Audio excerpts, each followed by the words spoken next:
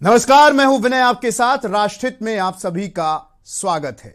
आज राष्ट्रहित में हम बात करेंगे कि भूकंप के झटके, आखिर ये झटके क्यों आए और काफी दहशत में लोग नजर आए हैं। दिल्ली, एनसीआर समेत यूपी, पंजाब, हरियाणा के कई इलाके मंगलवार देर रात भूकंप के तेज झटकों से दहल गया।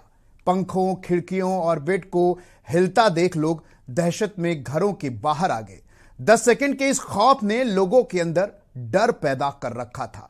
नेशनल सेंटर फॉर सिस्मोलॉजी के अनुसार रिक्टर स्केल पर भूकंप की तीव्रता 6.3 मापी गई है। इसका केंद्र पड़ोसी देश नेपाल रहा है।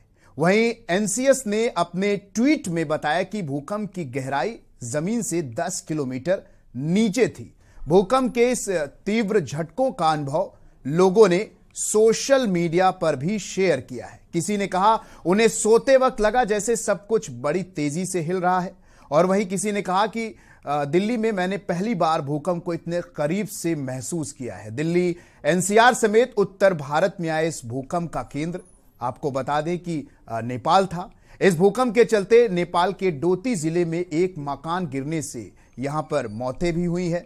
वहीं नेपाल के सुदूर पश्चिम क्षेत्र में पिछले 24 घंटे में 3 भूकंप के झटके दर्ज किए गए हैं। नेशनल सेंटर फॉर सिस्मोलॉजी ने यह ताजा जानकारी दी है। जानकारी के अनुसार नेपाल में डोटी जिले में 6.6 की तीव्रता वाला भूकंप आया था।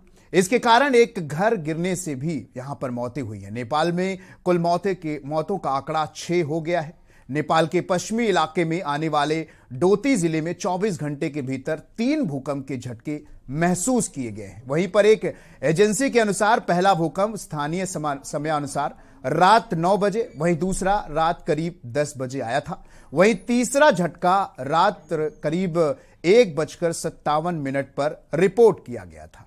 भूकंप के झटकों ने लोगों की नींद उड़ाकर रख दी। वहीं उत्तराखंड के पिथौरागढ़ के पास हिमालयी क्षेत्र में मंगलवार देर रात 6.3 तीव्रता का भूकंप महसूस किया गया। नेपाल में भूकंप की तीव्रता 6.6 थी।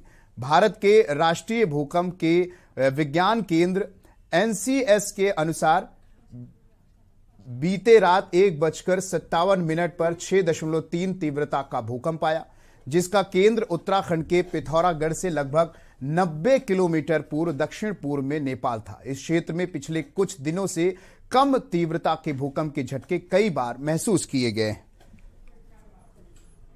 तो आखिर क्या कारण होता है, क्यों ये भूकंप आता है? ये भी एक बड़ा कारण है, क्योंकि जब धरती के नीचे मौजूद जो प्लेटें बेहद धीमी रफ्तार से घूमती रहती हैं और साल 4-5 मिलीमीटर अपनी जगह से ये साल में खिसकती हैं। इस दौरान कोई प्लेट किसी नीचे से खिसक जाती है तो कोई दूरी जिसमें इस दौरान जब प्लेटें आपस में टकराती हैं तो उस वजह से ये भूकंप आता है। तो ऐसे में कई जगह भूकंप आया। कल लखनऊ, कानपुर में भी लोगों ने भूकंप को महसूस किया, अलग अलग जगह पर महसूस किया। नेपाल में इसमें 6 लोगों की मौत हो गई। तो जो लोगों की मौत हुई उन्हें हम श्रद्धांजलि देते हैं। और इसके साथ साथ आज इसी पर हम बात करेंगे कि भूकंप की वजह क्या रही है। जो जलजला आया है और लोग दहशत में आए हैं, किन कारणों से ये भूकंप आया है। और ऐसे में इस बार भूकंप जो है साल में सबसे ज्यादा अक्टूबर में भी भूकंप आया है। और हमारे साथ आज राष्ट्रहित में चर्चा करने के लिए पैनल में तमाम लोग मौजूद हैं। डीसीएम नौटियाल वैज्ञानिक हमारे साथ हैं, प्रोफेसर डॉक्टर अजय आर्य जी भूवैज्ञानिक हमारे साथ हैं, असीम मार्शल जी पर्यावरणविद हमारे साथ हैं, हिमांशु त्रिपाठी जी संवाददाता हमारे साथ लखनऊ से जुड़ रहे हैं, कुलदीप भारत हमारे साथ दिल्ली से संवाददाता जुड़ रहे हैं, बसंत कश्यप संवाददाता उत्तराखंड से हमारे साथ जुड़ रहे हैं, सोनू शर्मा संवाददाता कानपुर से हमारे साथ जुड़ रहे हैं, विनोद गुप्ता ब्यूरो चीफ पंजाब से, और वहीं सुनील मालवी संवाददाता भोपाल से जुड़ रहे हैं। तो राष्ट्रहित में आप सभी का बहुत बहुत स्वागत है। और राष्ट्रहित में आज हम सबसे पहले यही जानने की कोशिश करेंगे कि किन किन इलाकों में लोगों ने भूकंप को महसूस किया है, क्योंकि जो ये भूकंप है रात में डर के मारे कई लोग बाहर भी निकल आए थे। लोगों ने इसके बारे में सोशल मीडिया पर अपना अनुभव भी शेयर किया है। कई लोगों ने तो बताया कि जो खिड़की है वो हिल रही थी, कुछ लोगों ने बताया पंखे जो है वो हिल रहे थे, कुछ लोगों ने इसके वीडियो भी बनाया और जो सोशल मीडिया पर काफ़ी वायरल हो रहा है। तो सबसे पहले मैं बात करूंगा हिमांशु त्रिपाठी जी से। हिमांशु त्रिपाठी जी, सवाल ये है कि लखनऊ में भी क्या भूकंप के झटके महसूस किए गए? वहां पर क्या स्थिति रही कल रात जब अचानक ये भूकंप आया था?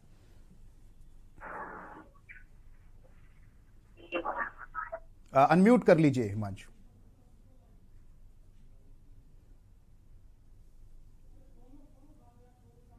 अनम्यूट कर लीजिए, आपकी आवाज नहीं आ रही।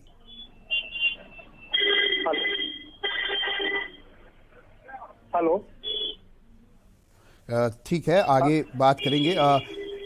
डॉक्टर डीसीएम नौटियाल सर, क्या वजह रही है, अगर बात करें कल जो ये अचानक से लोगों को दहशत में लाया है इस भूकंप ने? लोगों अलग अलग जगहों पर भूकंप आया है और ये केंद्र नेपाल रहा है, ऐसे में नेपाल में कुछ मौतें भी हुई हैं। डॉक्टर सीएम नौटियाल जी।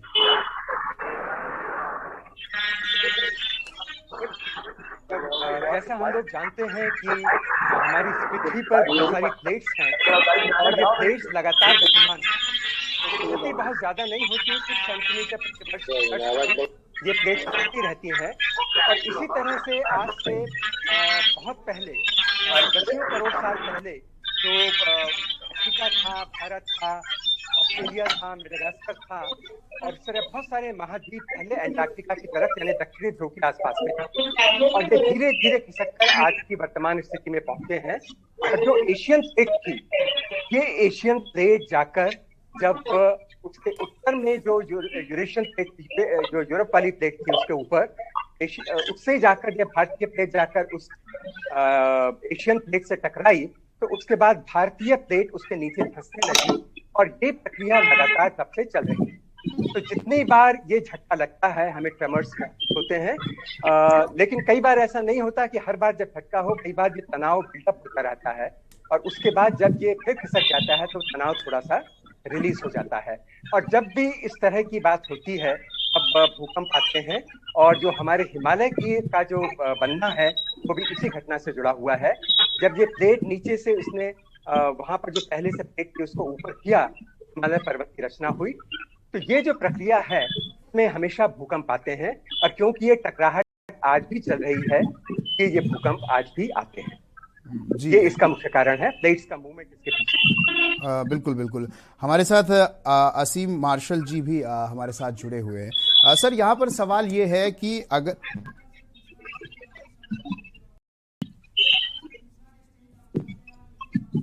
तो असीम मार्शल जी, मेरा सवाल ये है कि अगर ये भूकंप के झटके, तो क्या कल तो आखिरी चंद्र ग्रहण भी था, ये भी कारण हो सकता है या इसमें पर्यावरण भी कहीं ना कहीं एक कारण बनता है अगर भूकंप की बात की जाए तो?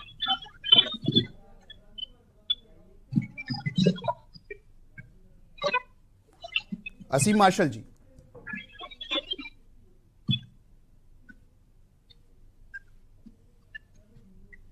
मेरी आवाज आ रही है आपकी?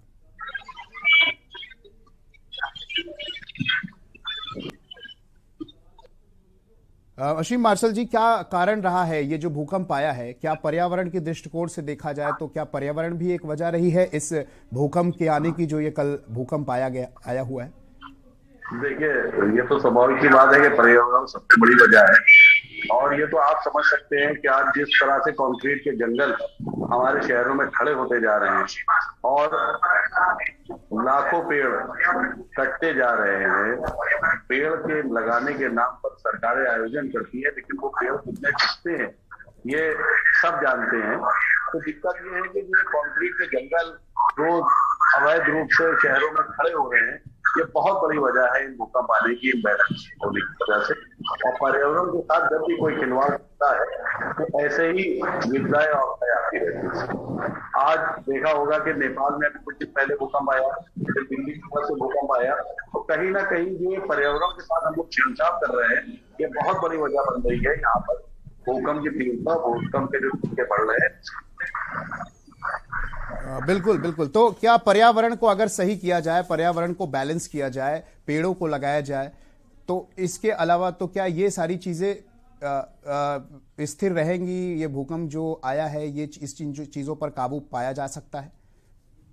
सही घर में एक और चीज बता देना चाहता हूँ, जैसे जैसे लोग जो है ये बड़े बड़े अपार्टमेंट मल्टी स्टोरी खड़ी हो रही है, जो पानी का दोहन कर रहे हैं तमाशे लगा लगा के अलग अलग जगह, तो ये भी बहुत बड़ा कारण है। पेड़ लगाना अलग बात, मैं फिर बता दूं पानी हो रहा है, जो कॉन्क्रीट एक मकान औसतन 1 लाख लीटर पानी लगता है। इस बात की जानकारी दी है तो आपको पता चलेगा जब नीचे से हम लोग पानी निकालने ले रहे हैं, कितने बड़े लेवल पर पानी निकल रहा है नीचे से। जो इसके बिल्कुल बिल्कुल बिल्कुल असीम सर, आपके पास आएंगे, इस पर हम विस्तार से बात करेंगे, क्योंकि ये अहम जानकारी है और मैं चाहूंगा कि तमाम दर्शकों तक पहुंचे। हमारे साथ जयवीर मावी गाजियाबाद से जुड़ चुके हैं। और जयवीर, क्या कुछ वहां परिस्थिति बनी रही जब भूकंप आया था? वहां के लोगों का क्या कुछ कहना है? देखिए, मैंने आपको बता दें कि जिस समय भूकंप आया तो लोगों में एक तरह से भय या दहशत का माहौल साफ तौर पर देखा गया। कुछ लोग हमारे साथ मौजूद है जो मंदिर के महंत भी हैं, इनसे भी हम बात करेंगे कि जो जब भूकंप आया था तो किस तरह की स्थिति थी, क्या लगा था आपको? नमस्कार जी। मंदिर में उस टाइम घंटी थोड़ा थोड़ा अपने आप बजने लगी। हम लोग सोचने लगे तो क्या हुआ, फिर हम बाहर आए, हमने महसूस किया तब तक तुम्हें से आने लगी। हमने सोचा था भूकंप है, फिर हम बाहर निकल आए यहाँ, तो हमने यही महसूस किया कि भूकंप था। तो ठीक, देखिए मैं विनय जी, जिस तरह जो अभी मंदिर के जो महंत थे इन्होंने बताया कि जब जिस समय भूकंप आए मंदिर पर थे और जैसे ही मंदिर में अचानक से जो घंटियां थी वो बजने लगी और घंटी बजने से इनकी आंख खुली और जब इन्होंने देखा तो कहीं ना कहीं एक डर जो था, दहशत जो थी। हालांकि कुछ देर बाद इनको जब पता लगा कि भूकंप है तो थोड़ा सी संतुष्टि मिली। कुछ और भी लोग हमारे साथ मौजूद है, इनसे भी हम बात करेंगे। क्या नाम आपका? हमारा नाम महात्मा है। हम भी थे उस समय, देखे तो जो है कि थोड़ा थोड़ा जो है कि जैसे हिल रहा था पंखे, तो महसूस हुआ। लेकिन फिर बाहर निकले तब मालूम पड़ा कि जो है ये जैसे कि भूकंप है। उसके पहले तो कोई सूचना ना थी, ना कोई इसकी जानकारी थी कि नहीं। डर लगा आपको? हाँ, डर लगा। जैसे घर तो लगवा था लेकिन सूचना नहीं थी। जैसे मतलब चंद्रग्रहण लगा था तो सूचना थी, लेकिन इसका तो कोई सूचना ही नहीं था कि नहीं भूकंप आने वाला। अगर भूकंप आने वाला आदमी कम से कम एक सतर्क रहता है, लेकिन बिना बताए हुए आया। विनय जी, यहाँ पर साफ तौर पर जिस तरह सुबह भी हमने लोगों से बात की थी तो जो भूकंप था उसकी तीव्रता 6.3 बताई जा रही थी और नेपाल इसका केंद्र रहा था। लेकिन जिस तरह जो भूकंप आया, क्योंकि लोगों को अंदाज नहीं था, अचानक से भूकंप की जब जो बिल्डिंग थी, जो पंखे थे वो हिले। जिस तरह से जो जैसा महंत जी ने बताया कि जब मंदिर की जब घंटियां अचानक से बजने लगी तो कहीं ना कहीं अचानक से जब इस तरह की घटना हुई तो कहीं ना कहीं एक प्राकृतिक घटना को लेकर जो लोग थे कहीं ना कहीं एक डर भय में रहे हैं। कुछ लोगों को जिस तरह यहाँ पर बताया जा रहा है कि जो भूकंप था उसके झटके जो है लगातार लगे, बार बार झटके लगे, तो कहीं ना कहीं जो भूकंप की तीव्रता थी वो कहीं ना कहीं दहला देने वाली थी और लोगों में कहीं ना कहीं दहशत भी था। हालांकि इस तमाम मामले के बाद जिस तरह जी बिल्कुल बिल्कुल जयवीर भाभी, बहुत बहुत धन्यवाद हमसे जुड़ने के लिए और तमाम जानकारी बताने के लिए। हमारे साथ सुनील मालवी भी जुड़े हैं। और लेकिन इससे पहले हम बसंत कश्यप के पास जाना चाहेंगे। बसंत कश्यप हमारे पास उत्तराखंड से हमारे साथ जुड़े हुए हैं। बसंत, क्या कुछ वहां परिस्थिति रही? क्योंकि जिस तरीके से ये रात में अचानक से अर्थक्वेक आया है, उसके बाद अलग अलग शहरों से अलग अलग तस्वीरें देखने को मिल रही हैं। लोगों का इस पर कहना भी है, कुछ लोगों ने इसको लेकर वीडियो भी बनाया है, तमाम लोग बाहर भी आ गए थे।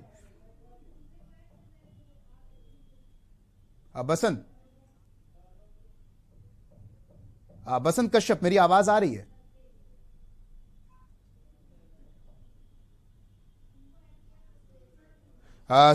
सुनील मालवी से बात करना चाहूंगा, हमारे साथ भोपाल से जुड़े हुए हैं। सुनील जी, क्या कुछ वहां पर स्थिति बनी रही? भोपाल शहर की अगर बात करें तो वहां पर क्या देखने को मिला था जब ये अर्थक्वेक आया था? वहां के लोगों का क्या कुछ कहना है?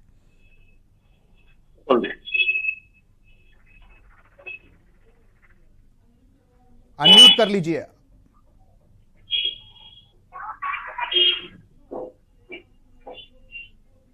लोग अपने घर से निकल के आए, लोगों ने देखा कि क्या हो रहा है। मध्य प्रदेश के ग्वालियर की बात किया तो ग्वालियर में भी यही हाल हुआ है कि लोगों को दरमियानी रात 1 बजे उनको हल्के से झटके महसूस हुए तो घर के बाहर आके देखा तो बर्तन कई गिरे हुए थे। और भोपाल के लोग भी हमारे साथ मौजूद है। हम बात करते हैं कि क्या है भूकंप जो ग्वालियर में भी आया था, भोपाल में भी थोड़ा सा महसूस हुआ था। क्या लगता है आपको दादा? देखिए, प्राकृतिक आपदा है, इसको रोका तो जा नहीं सकता, बशर्ते इसमें सुरक्षित रहा जा सकता है किसी हद तक। जैसे कि यदि धरती में किसी तरह की हलचल दिखती है, धरती हिलती है या घरों के अंदर बर्तन गिरते हैं तो उससे सुरक्षित तत्काल उस जगह सुरक्षित स्थान पर पहुंच जाए, घर से बाहर निकल जाए ताकि सुरक्षित रहा जा सके। और कुछ लोग और भी हैं, उनसे भी हम बात करेंगे। क्या लग रहा है जिससे भूकंप के झटके महसूस हुए थे, किस प्रकार की आवाजें? ड्राई मच जाएगी अगर भूकंप के झटका यहाँ आती है तो सावधानी बरतना चाहिए। घरों से लोग वागों को बाहर निकलना चाहिए और सुरक्षित जगह पे, ताकि दीवार में खराब ना आए या दीवार को गिरे नहीं। ये आपदा है, प्राकृतिक आपदा है, इससे सावधानी के लिए सबको घर से बाहर निकलना चाहिए। देखिए, ये कुछ लोग थे, इनका निश्चित हो चुके हैं कि भूकंप के झटके से हमको लोगों को हुआ तो एक प्राकृतिक आपदा है, इसके लिए सावधानी बरतना चाहिए। जी विनय जी। बिल्कुल, बहुत बहुत शुक्रिया सुनील मालवी तमाम जानकारी के लिए। हमारे साथ हमारे संवाददाता उत्तराखंड से बसंत कश्यप भी हमारे साथ जुड़े हुए हैं। बसंत, उत्तराखंड की बात करें तो वहां पर भी भूकंप के झटके महसूस किए गए हैं, तो ऐसे में वहां क्या स्थिति है, वहां के लोगों का क्या कुछ कहना था? क्या वहां भी लोग डरे हुए हैं, बाहर से घरों से बाहर निकल आए थे? बसंत कश्यप, मेरी आवाज आ रही है? अनम्यूट कर लीजिए।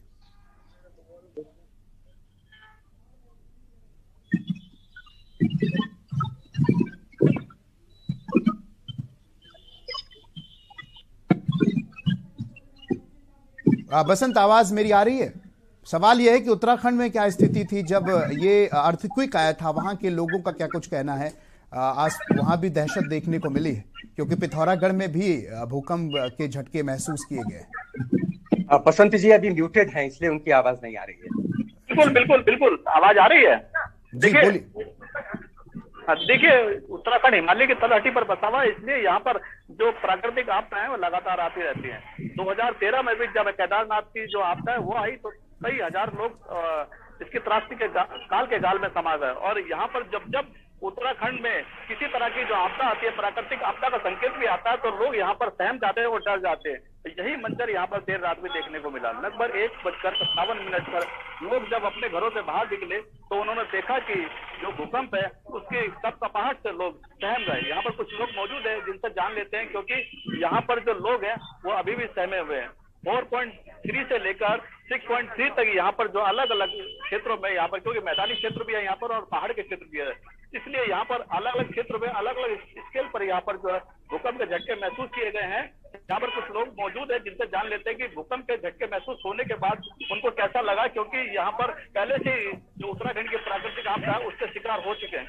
कैसा महसूस हुआ, क्योंकि जब उत्तराखंड में जब भूकंप जैसी घटनाएं होती हैं तो लोग सहम जाते हैं। आपको जी बिल्कुल सहमना भी जरूरी था। आपको याद होगा कि 90-91 जब भूकंप आया था उत्तराखंड, जिसका मेन पॉइंट था, तो उस टाइम की वो त्रासदी, वो मेन इतना बड़ी त्रासदी आज भी दहशत बनी हुई है उस त्रासदी से। तो नॉर्मल सी बात है, गलती जो झटका हल्का था, जैसा भी झटका था वो तुरंत मतलब वही मंजर याद आ गया उस समय का। तो पहले तो मैंने अपनी वाइफ को और तुरंत बच्चों को बोला, भैया सीधे यहाँ से बाहर निकलो, तो वो कुछ होने वाला है।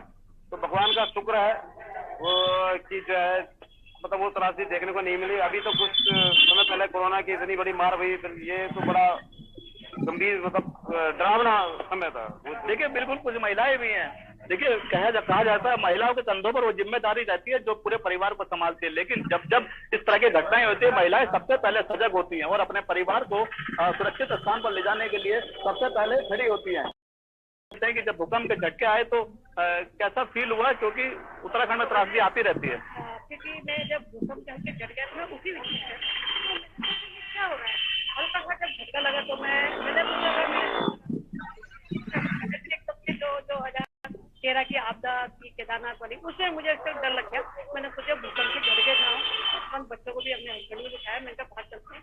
और ये थोड़ी हल्का ही झटका था, पर फिर भी हमारे मन में इतनी बड़ी दहशत बैठ गई है कि ऐसे बार बार हो ही जा रहा है भूकंप के झटके। और केदारनाथ की जो घटना घटी उसको देख के तो हमारे आसपास रोंगटे ही खड़े हो जाते कि भगवान करे कभी ऐसा कि पहाड़ी इलाका है, हिमालय की भूमि के नजदीक हम लोग रहते हैं और आए दिन यहाँ पलायन हो रहा है, आए दिन यहाँ पे कई कई बातें घटना घट रही है। इसलिए मुझे कल महसूस हुआ कि भूकंप का झटका। देखिए, भूकंप के झटके लगातार महसूस हो रहे हैं क्योंकि चंद्र ग्रहण हो या फिर सूर्य ग्रहण हो, खगोलीय घटना हो रही है। कई लोग इससे कई मायने निकाल रहे हैं। कुछ लोग कहते हैं कि जिस तरह से कंक्रीट के जंगल बन रहे हैं और भू जंगल खत्म हो रहे हैं, उसकी वजह से भी इस तरह की जो आपदाएं हैं वो आ रही है।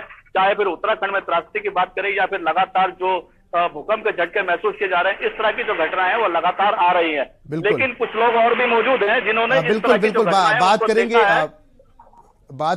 देखिए किस तरह से रहा। लगभग 1:30 से 2 बजे के बीच की बात रही होगी और एग्जैक्ट समय तो याद नहीं है, लेकिन हाँ लगभग इतना समय था 1:30 से 2 बजे के बीच का, जब अचानक से एक झटका सा महसूस हुआ।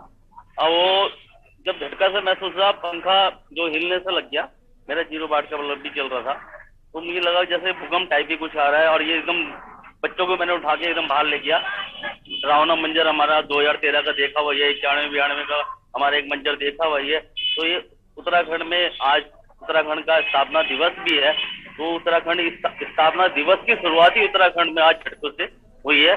बहुत ही डरावना मंजर था हम लोगों के लिए। मैं तो भगवान भोलेनाथ से प्रार्थना करूंगा कि हम लोगों को कुशल रखें, ऐसी आपदा फिर दोबारा से ना आए। देखिए बिल्कुल केदार के द्वार पर यहाँ पर लोग रहते हैं और भगवान से दर्शन करने के बाद यही प्रार्थना करते हैं कि उत्तराखंड में इस तरह की आपदाएं दोबारा ना देखने को मिले। इसीलिए लोग यहाँ पर प्रार्थना भी करते रहते हैं। लगातार जो भूकंप के झटके वो देखने को मिलते हैं और प्राकृतिक आपदा का शिकार ना हो, इसके लिए प्रार्थना भी करते रहते हैं लोग यहाँ पर। जी बहुत बहुत शुक्रिया बसंत कश्यप तमाम जानकारी के लिए। लेकिन यहाँ पर अभी बात हो रही है कि भूकंप के झटके आखिर क्यों आए हैं और ये अलग अलग जगहों पर झटके आए हैं जिसको लोगों ने महसूस किया है, इस पर बात करेंगे। लेकिन राष्ट्रहित में अभी लेंगे एक छोटा सा ब्रेक।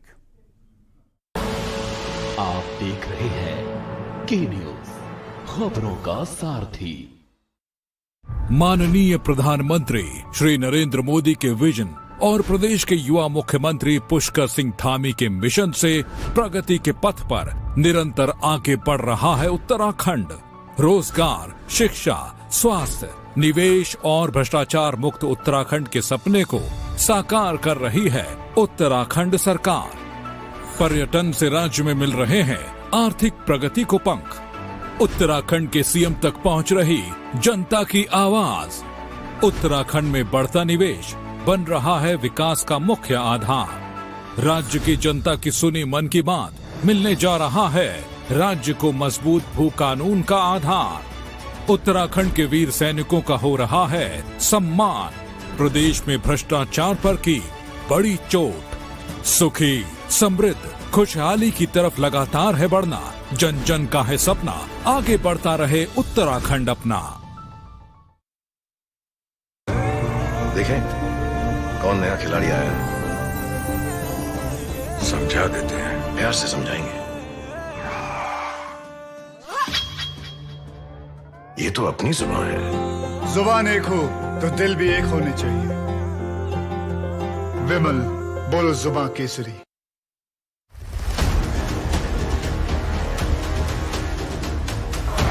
कॉलेज प्रबंधन का शातिर पैतरा। छात्रों पर कैंपस बदलने का दबाव। बाहर नहीं जाना, यहीं पढ़ना है सीआरपीजी में। इसलिए जो हम लोग कहते हैं कि ठीक है हम लोग को वहाँ रुक जाने का, आप जाके खुद एक बार कॉलेज देखे को लग रही कॉलेज है। लखनऊ के शिया कॉलेज की धमकी, उलझन में छात्र। कोई फैसिलिटी नहीं है, क्लीन करके बैठो वहाँ पे, सीट्स भी इतनी गंदी हो। ए ग्रेड स्कूल की सी ग्रेड करतूत देखिए सिर्फ के न्यूज इंडिया पर शाम 6 बजे। आप देख रहे हैं के न्यूज, खबरों का सारथी।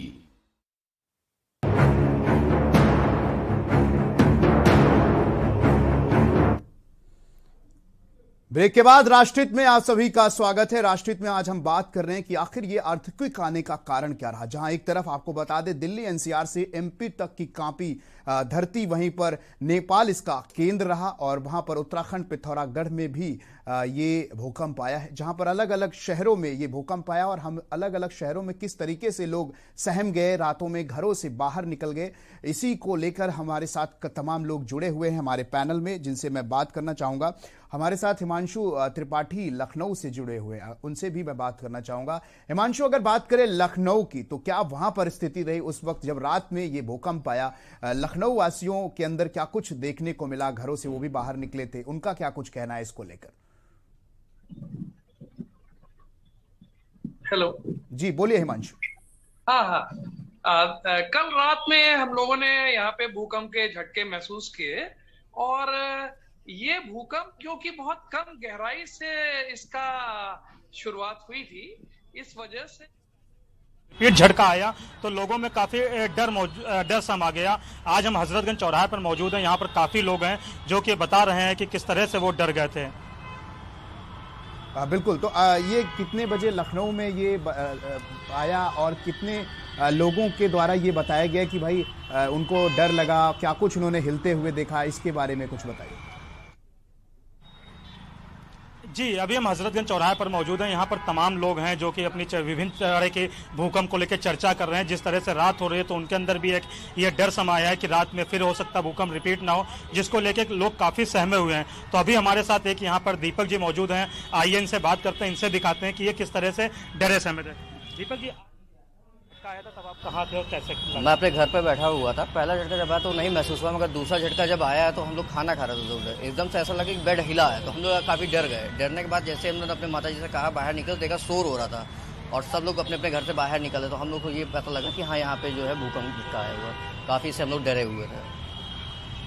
वही हमारे साथ मैम मौजूद हैं हजरतगंज चौराहे पर, आइए इनसे बात करते हैं। मैम, जब झटका भूकंप आया था तब आप कहाँ थे और कैसा आपको लगा? नहीं, घर पे थे, जैसे नॉर्मल लोग बैठे रहते थे, बातचीत करते थे, वैसे ही सब लोग बैठे थे। अचानक ऐसे सब चीज़ें हिलने लगी, लोग डर गए, तो उसी वजह से फिर सब डर के मारे घर के बाहर निकलने लगे, परेशान हो गए थे, बस यही सब चीज़ें थी। आज भी कोई आपके अंदर डर है कि रात में जैसे अभी? बिल्कुल बिल्कुल, आज भी है। कोई कुछ पता नहीं है ना कि कब चीज़ें हो जाएंगी, क्या होगा, ये सब चीज़ें हैं। बाकी तो जो हुआ सभी ने देखा था। तो जिस तरह से लोगों के अंदर एक डर देखने को मिल रहा है, लोग काफ़ी डरे सहमे हैं, भूकंप के झटके को लेकर काफ़ी डर आ गया था, घरों के बाहर आ गए थे। इवन कई लोग ऐसे हैं जो नाइट में सोए तक नहीं है, पूरी रात बाहर आ गए थे, उनके बाद ये डर समाया था कि ऐसा ना फिर से झटका है, काफ़ी डर में मौजूद थे। एक हमारे साथ यहाँ पर दूसरे मौजूद हैं, आइए इनसे भी पूछते हैं किस तरह से झटका आया था। ये जब झटका आया था भूकंप का तो आप कहाँ? सर, मैं लखनऊ विश्वविद्यालय का छात्र हूँ और हॉस्टल में रहता हूँ। रात में मैं हॉस्पिटल में था और माताजी के साथ, हमारे रिलेटिव एडमिट थे। जिस टाइम पे झटका आया तो रात में काफ़ी परेशान हो गए थे, हम लोग घबरा गए थे, तो माताजी को लेके बाहर आए और काफ़ी मात्रा में लोग एकत्रित थे, काफ़ी परेशान लोग। आप क्या कर रहे थे जब झटका आया था? उस टाइम मैं दवा खिला रहा था, पेशेंट को दवा दे रहा था। तो उस टाइम जब फर्स्ट झटका आया तो पता नहीं चला, पर सेकंड जो झटका था वो ऐसा लगा कि 2013 वाला मंजर है और काफ़ी परेशान नजर आए। उस टाइम भारी मात्रा में हम लोग हॉस्पिटल में काफ़ी लोग मौजूद थे, वो भी हमारे साथ बाहर आए और परेशान नजर आ रहे थे, घबराए हुए लग रहे थे। हॉस्पिटल भी बाहर आ गया था, काफ़ी लोग बाहर थे, गार्ड वगैरह थे, उनको भी बताया तो वो लोग भी बैठे थे, तो वो लोग भी साथ में बाहर आ गए और काफ़ी परेशान थे। ऐसी स्थिति में हम लोग सब लोग बाहर आ गए थे हॉस्पिटल के बाहर।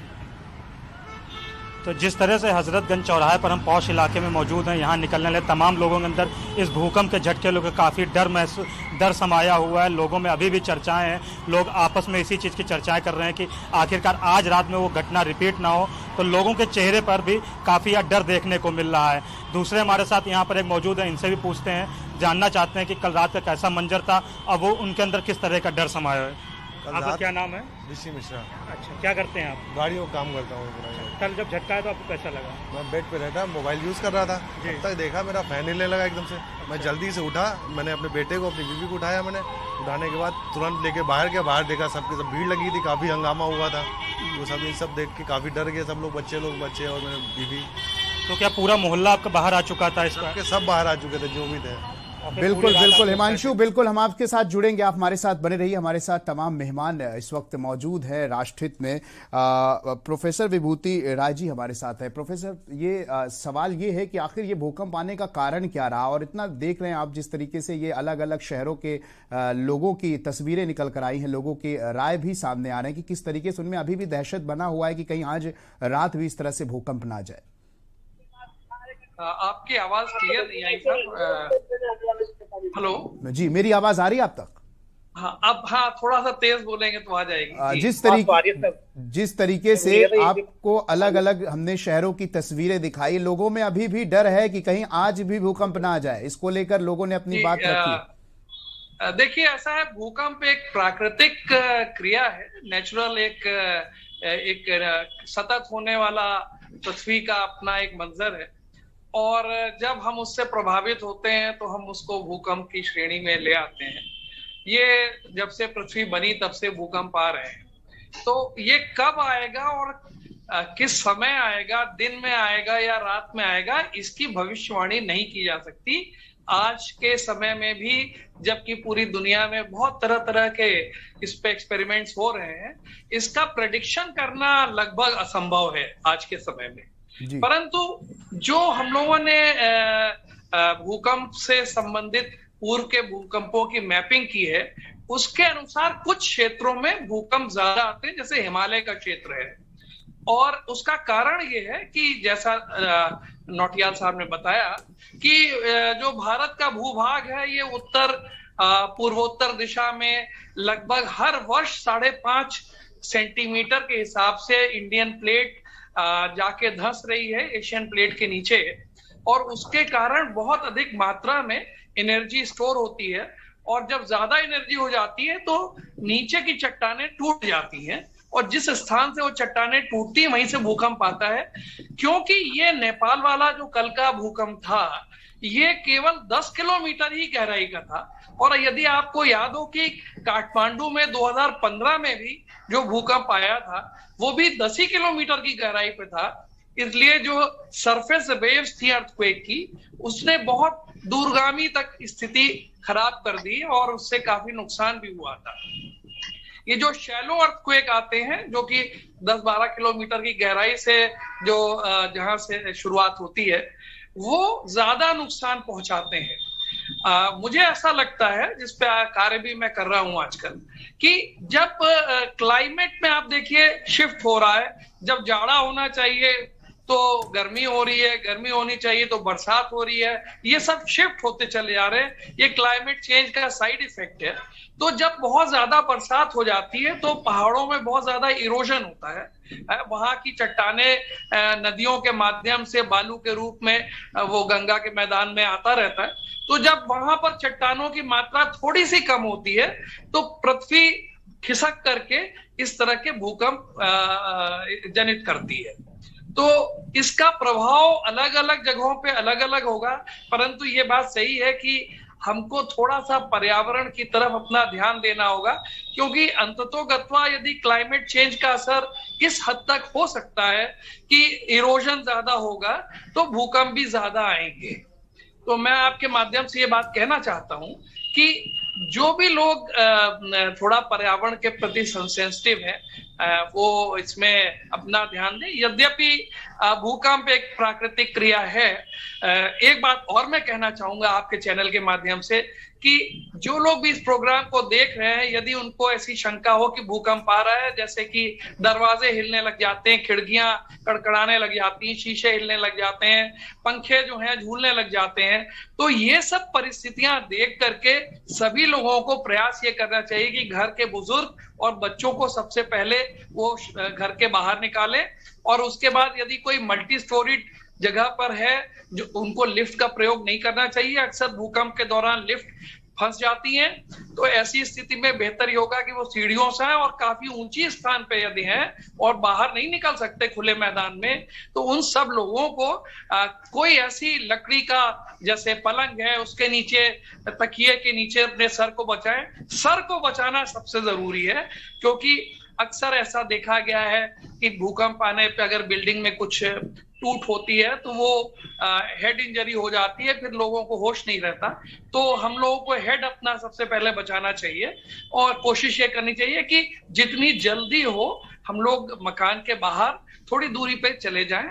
भूकंप आने की, जैसे कल का भी भूकंप कुछ ही क्षणों का था, शायद 1-2 सेकेंड का था, तो इसका क्षणिक होता है लेकिन इसका प्रभाव बड़ा दूरगामी होता है। बिल्कुल बिल्कुल बिल्कुल आपके पास आएंगे। हमारे संवाददाता सोनू शर्मा हमारे साथ जुड़े हुए हैं कानपुर से। सोनू, कानपुर की अगर बात की जाए तो यहाँ के लोगों का क्या कुछ कहना है, क्या स्थिति थी वहां पर जब कल रात में ये अचानक से भूकंप आया और लोगों ने क्या कुछ महसूस किया?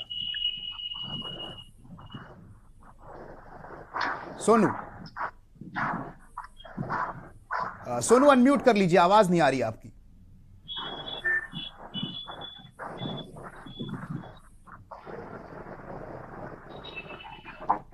जी हेलो जी बताइए सोनू। आवाज आ गई? जी आ रही है मेरी। क्या कानपुर में इसकी तीव्रता बहुत ही धीमी थी। रात 2 बजे लगभग जो लोगों से बात की हम लोग, हमारे साथ लोग मौजूद है, इनसे बात करते हैं। रात को 2 बजे भूकंप के झटके लोगों को महसूस हुए थे। हाँ, हालांकि जो जानकारी लोगों को पूरी तरह से जानकारी सुबह जब अखबारों में पढ़ा और न्यूज चैनलों में देखा, उसके बाद जानकारी हुई है पूरी तरह से कि कानपुर शहर में हाँ कुछ लोगों को झटके जरूर लगे। हमारे साथ कुछ लोग मौजूद है, उनसे बात करते हैं कि जब वो रात को सो रहे थे तो क्या महसूस किया था उन्होंने। क्या नाम है आपका? प्रिंस। रात को भूकंप के झटके महसूस हुए थे आपको या नहीं हुए? कैसे क्या महसूस हुआ था? जब मैं रात में उठा तो मुझे ऐसा महसूस नहीं हुआ, क्यों मैं झूठ बोलूं। चल हमारे साथ और मुझे आप बताइए कि रात को 2 बजे का तो निंद्रा वाला समय होता है, तो उसमें कोई खास ऐसा कुछ पता नहीं चल पाया। हम लोग तो सोते रहे 2 बजे, और यही अगर थोड़ा सा 12 बजे या 11 बजे तक का होता तो महसूस किया जाता, वो पता चलता। तो ये सवेरे पता चलता है जब और लोगों से चर्चा हुई, बात पेपर द्वारा पता चला, पत्रकारों द्वारा पता चला। एक आपको आपको बताया कि मतलब जो भूकंप के झटके आए हैं नहीं आए, ऐसा कोई जानकारी किसी घर वालों बिल्कुल नहीं दी? नहीं, ऐसा कोई नहीं बता पाया। हमारे साथ एक और मौजूद है, उनसे बात करते हैं। क्या नाम है आपका? मेरा नाम नरेंद्र सिंह है। नरेंद्र सिंह, रात को 2 बजे झटके महसूस किए पूरे प्रदेश में और नेपाल में भी। क्या आपको ऐसा लगा था कि ये भूकंप झटके महसूस हुए? हाँ, कल रात में थोड़ा मेरे घर तो कमी हो गई थी, उसके दौरान पूरा परिवार हमारा जग रहा। उस दौरान कुछ झटके महसूस हुए, लेकिन घर की गंभीरता को देखते हुए उसी पे ध्यान नहीं दिया। लेकिन जब सवेरे पेपर पढ़ा तो मालूम भूकंप आया था। तो आपने सुना कि उनको कुछ लोगों ने कहा कि उन्हें जब रात को सो रहे थे तो उन्हें भूकंप झटके महसूस नहीं हुए, लेकिन कुछ लोग कहना है कि हाँ हम लोग जब जग रहे थे, जैसे उन्होंने बताया कि हमारे घर में कुछ गर्मी हो गई थी, उनको झटके महसूस हुए। लेकिन कानपुर शहर वासियों को सुबह मॉर्निंग में अखबार के माध्यम से और या तो फिर न्यूज चैनल के माध्यम से हुई। फिलहाल कोई जनहानि भी कानपुर शहर में नहीं हुई भूकंप के झटकों से। जी बिल्कुल, बहुत बहुत शुक्रिया सोनू तमाम जानकारी के लिए। तो हमारे साथ एक दर्शक भी जुड़े हुए हैं, चंद्र प्रकाश कुरुक्षेत्र से। बहुत बहुत स्वागत है आपका के न्यूज इंडिया पर, बताइए। मैं ये कहना चाहता हूँ कि इंसान के शरीर में जब हीमोग्लोबिन और जो है प्लेटलेट्स कम हो जाती हैं तो इंसान किस प्रकार से थरथरा जाता है, किस प्रकार से उसका शरीर साथ देना बंद कर देता है। मैं आपके चैनल के माध्यम से वही बात कहना चाहता हूँ। सेम बात जो है पृथ्वी पर लागू होती है। जब जल, जंगल और जमीन का इंसान ह्रास करता है, उसको काट के फेंक देता है और उसमें कटाव करता है, नदियों में कटाव करता है, बालू उसकी चोरी करता है, तो फिर प्रकृति उसकी सजा इंसान को नहीं देगी तो क्या जानवरों को देगी? सर, हम ही इसके लिए उत्तरदायी है, हम ही इसके लिए उत्तरदायी। तो अपना अगर नहीं वहन करेंगे तो किस प्रकार बात बनेगी?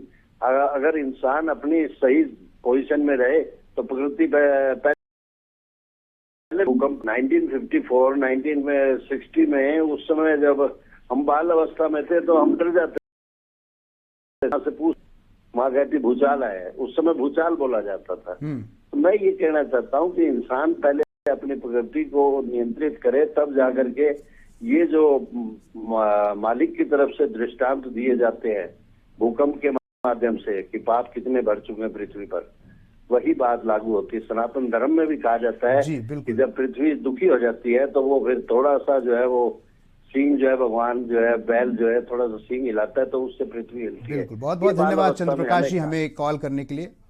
और हमारे साथ डॉक्टर CM नौटियाल जी हैं। सर, आपने सुना कि किस तरीके से हमारे एक दर्शक ने कॉल किया और उन्होंने अपनी बात रखी, इस पर क्या राय है आपकी?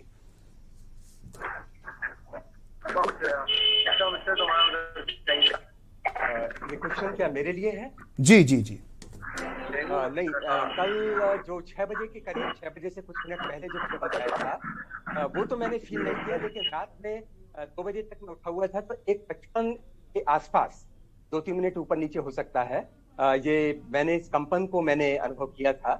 और ये माना जाता है कि जो 4 से लेके लगभग 4.9 वगैरह तक के जो भूकंप होते हैं उन्हें आमतौर पे बहुत लोग अनुभव नहीं कर पाते, लेकिन अगर 5 के आसपास या उससे ऊपर होता है तो बहुत सारे लोग उसे फील कर सकते हैं। मुझे लगा कि शायद क्योंकि शाम वाला जो था 6 बजे से पहले वाला, वो मैंने फील नहीं किया, जबकि मैं उस समय भी सोफे पर बैठा था।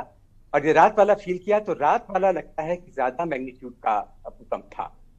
और ये बड़ी मजेदार बात यह है कि डायरेक्ट भूकंप से मरने की घटना शायद ही कोई होगी, ये बहुत रेयर होगी। और जैसा प्रोफेसर राय ने भी अभी कहा, इसकी वजह से जब स्ट्रक्चर को डैमेज होता है और ऊपर से चीजें नीचे गिरती हैं तो लोग मरते हैं। यहाँ तक कि किचन में भी सबसे ज्यादा चीजें ऐसी रखी होती हैं जो धुढ़क कर नीचे किसी के सर पर गिर सकती हैं, तो वहां से भी वहां पर भी नुकसान होता है।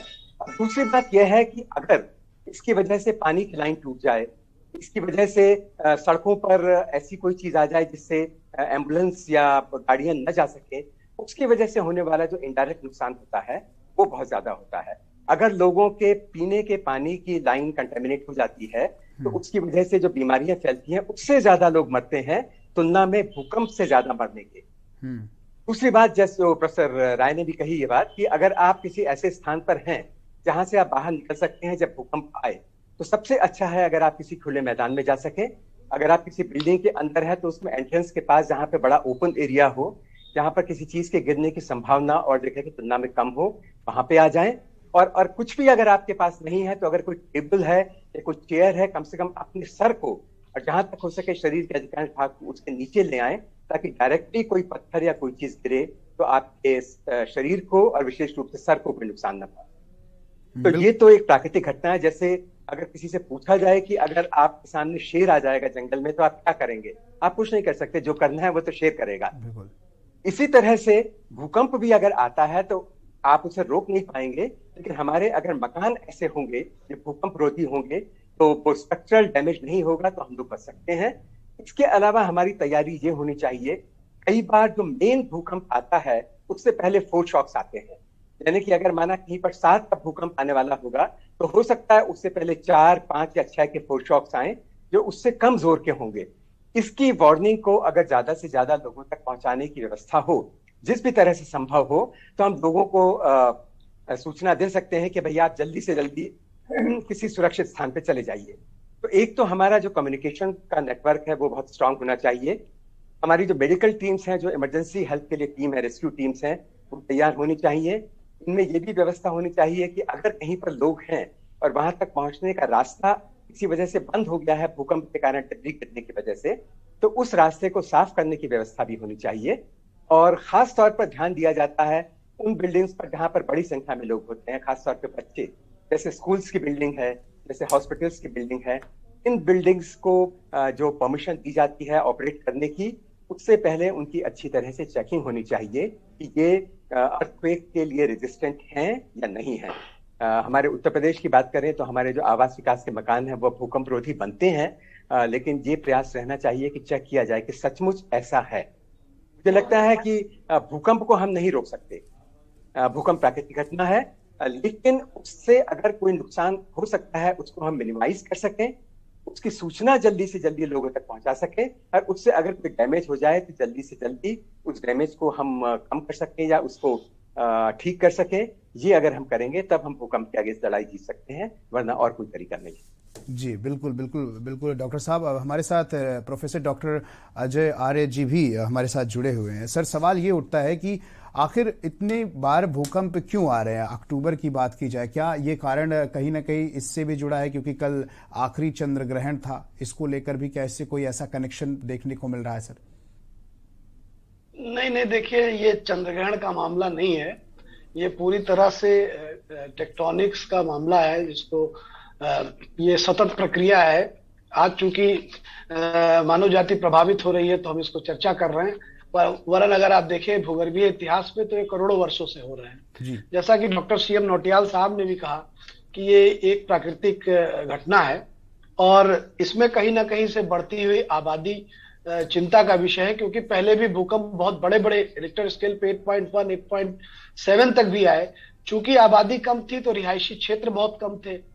ये भूकंप से कोई नहीं मरता, एक्चुअली स्ट्रक्चर के डैमेज की वजह से, उसके नीचे दबने से या धरती के में क्रैक डेवलप होने से इस तरह से लोगों की मौत होती है, जान माल का खतरा होता है। तो इसको चंद्रग्रहण से जोड़ना उचित नहीं है, क्योंकि चंद्रग्रहण का प्रभाव निश्चित तौर से ओशन पे पड़ता है, पानी पे पड़ता है, वो एक अलग मैटर है। लेकिन ये पूरी तरह से टेक्टोनिक का विषय है और भूकंप ऐसे क्षेत्रों में भी आ रहा है जो टेक्टोनिकली एक्टिव है, जैसे हिमालय की रेंज एक सतत प्रक्रिया के दौरान हिमालय अभी ऊपर की तरफ, ऊंचाई की तरफ बढ़ रहा है।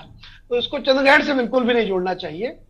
और रही बात आपने कहा, जैसा कि तमाम विद्वान यहाँ पे चर्चा कर ही रहे होंगे, मैं थोड़ा देर में जुड़ पाया, ये छोटे छोटे भूकंप जो आते हैं ये किसी ना किसी बड़े भूकंप का एक सिग्नल होते हैं। और 6.3 के आसपास एक एनर्जी रिलीज हो गई तो संभवतः हम इसको ही मान लें कि यही मेन शॉक था। इसके पहले के जितने थे वो 4 शॉक थे।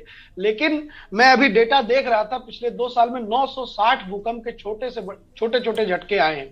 यही 2015 में हुआ था। 2015 में लगभग डेटा 410 के आसपास था, जिसमें नेपाल में बहुत बड़ी त्रासदी तबाही हुई।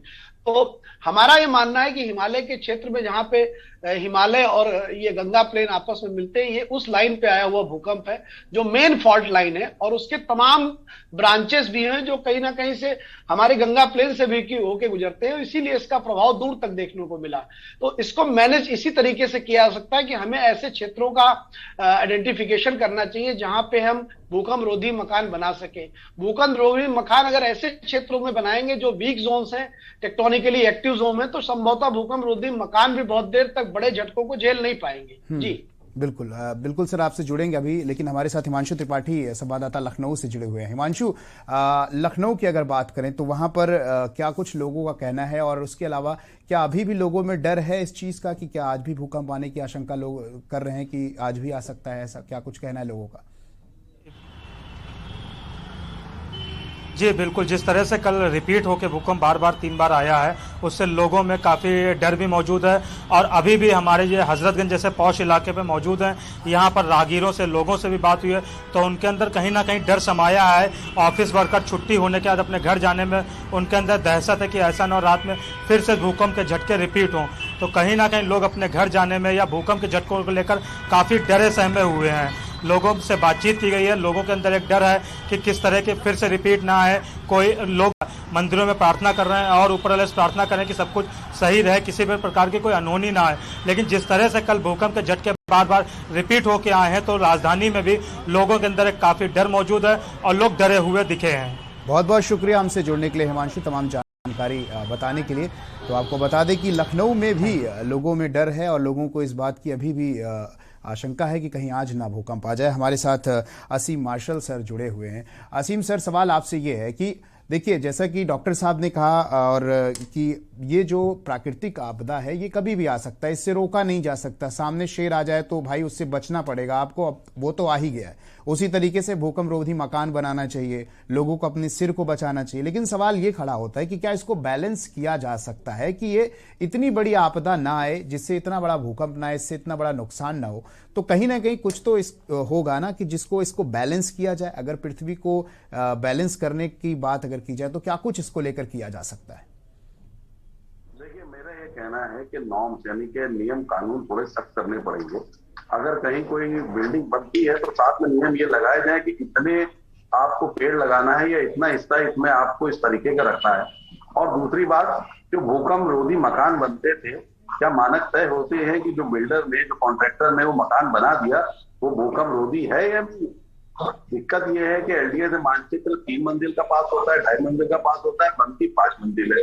ये पूरे लखनऊ का सिस्टम है, नियम है। और कितनी बिल्डिंगें हैं तो अवैध बनी जा रही है।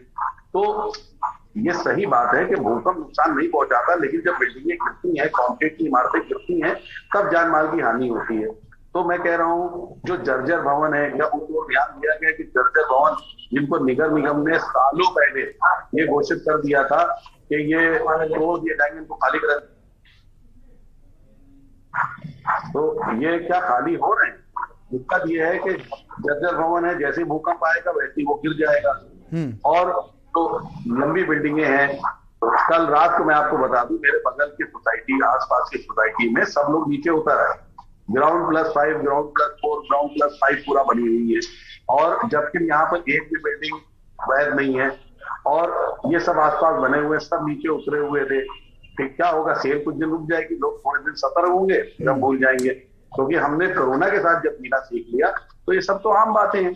लेकिन मैं सरकार और प्रशासन से कहूंगा कि उनको अपने देश हित के लिए, अपने लोगों के हित के लिए सतर्क होना पड़ेगा।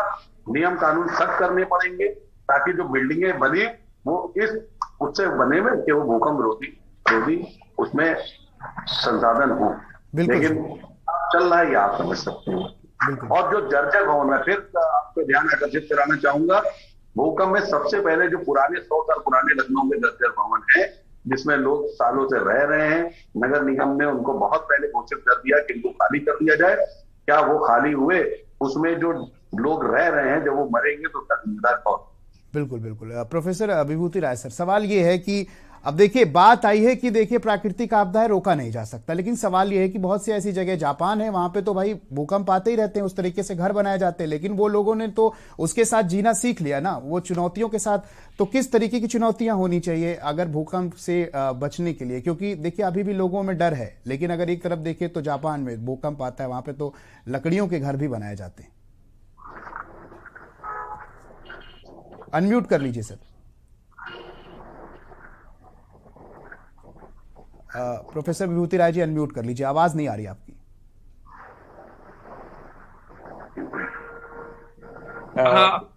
जी, मैं ये कहना चाहूंगा कि जो ऐसे देश जहां पे कि भूकंप आम तौर पे आते रहते हैं, जैसे जापान है, उसके आसपास के कुछ क्षेत्र हैं, ऐसे ही साउथ ईस्ट एशिया में बहुत सारे आइलैंड्स हैं जहां पर लगातार भूकंप आते रहते हैं।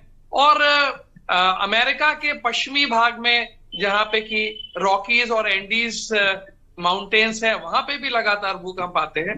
तो वो जो मल्टी स्टोरीड बिल्डिंग्स बनाते हैं, उसमें वो इस बात को इंश्योर कर लेते हैं कि वो बिल्डिंग्स जो है वो रिक्टर स्केल पे 7-8 तक सहन करने की क्षमता होती हैं।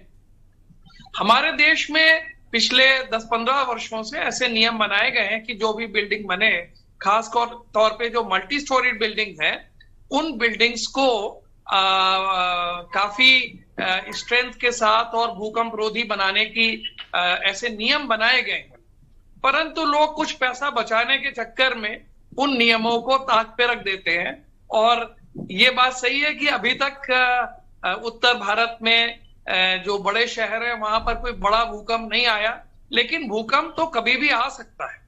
हमारे देश की सरकार को, प्रदेश की सरकार को इस प्रकार की जो आपदाएं हैं, जो नेचुरल डिजास्टर्स हैं, उनके लिए हमेशा एक जिसे कहते हैं कि प्रिपेयर्डनेस होनी चाहिए।